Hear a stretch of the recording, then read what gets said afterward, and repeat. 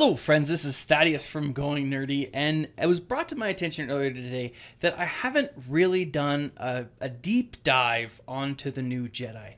I make this grand claim that I am a fan of the light side, I am a fan of the Jedi, but then I don't back it up with anything. And so here we are today with a new video where I'm going to look at a team that was suggested by Cubs fan Han and Arnold, and I'm going to say, do I know the Jedi as well as I think I do? And can I be like Arnold? Can I be like Cubs fan Han? Now the answer is no, I'm not Arnold and I'm not Cubs fan Han. I'm Thaddeus from Going Nerdy, and I'm just gonna be me.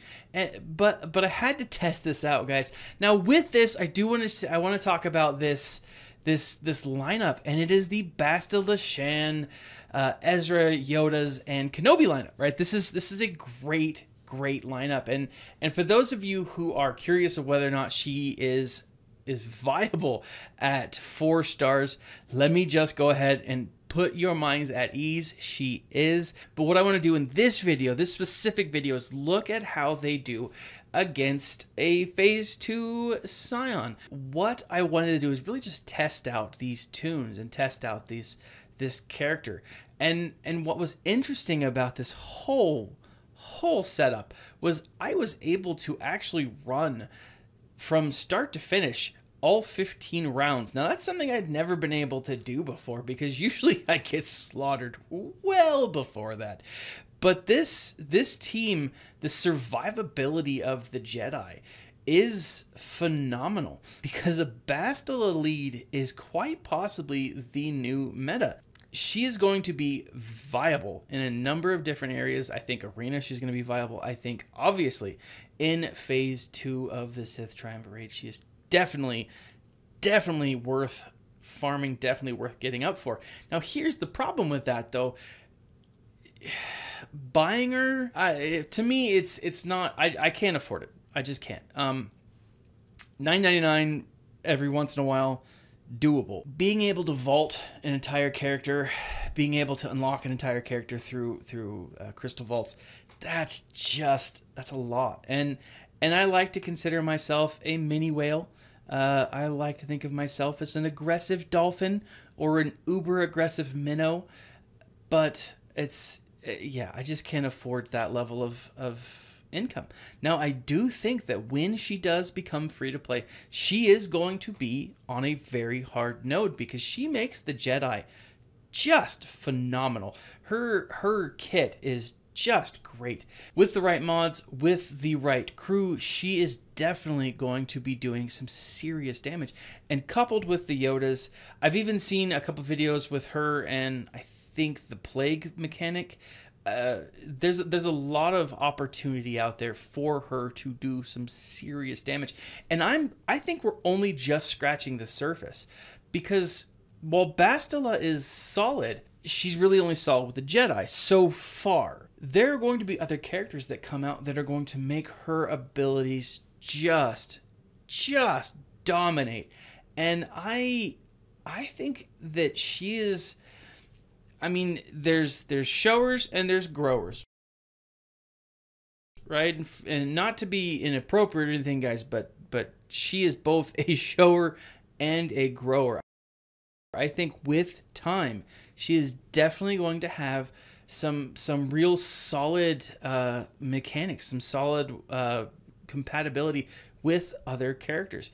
Now, they are moving in a direction where more and more they want to build teams that dominate each other, right? So if you bring in one team, a new meta comes in a couple of weeks, and then destroys that, and then after that meta is destroyed, you go back to an old meta that's real solid. I still think that Captain Rex is probably one of the most viable characters in the game, because he's great with everyone, and he just keeps popping back up. But I think Bastila is going to be the new Rex, or at least I think she has potential to be. Definitely her abilities, specifically the Jedi as the protection up, that's awesome. And there's a lot of characters in the game. There's a lot of potential that can give Jedi characters protection up.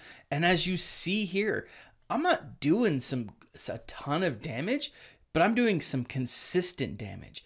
I'm doing just oh man, I'm just killing it. I'm just killing him. Now, usually,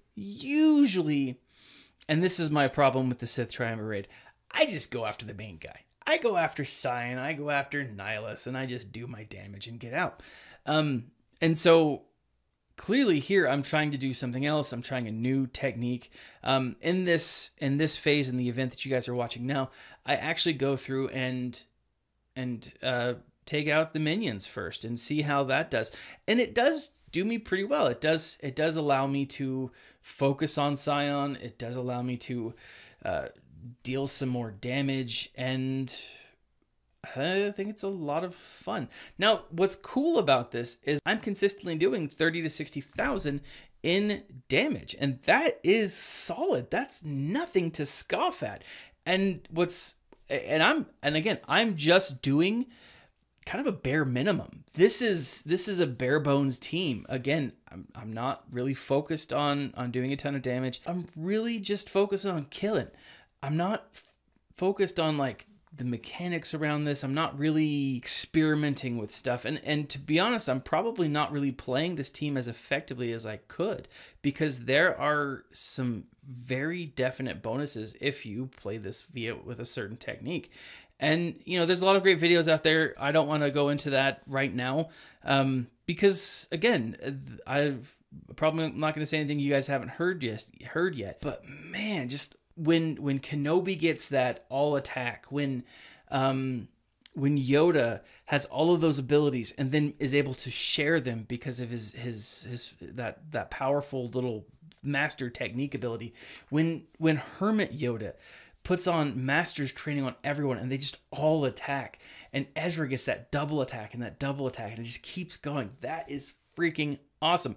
Now, one thing that I haven't done, and I know that it would take down some damage here, but I want to try this team with, instead of a Kenobi, or maybe instead of an Ezra, throw in Ahsoka Fulcrum. Because having all of those abilities on Ahsoka Fulcrum is going to be just, it's going to do so much damage. Now, the problem is it's only going to do damage like maybe once. I really think that you could see 100,000 hits. I mean, we're seeing 100,000 plus hits here.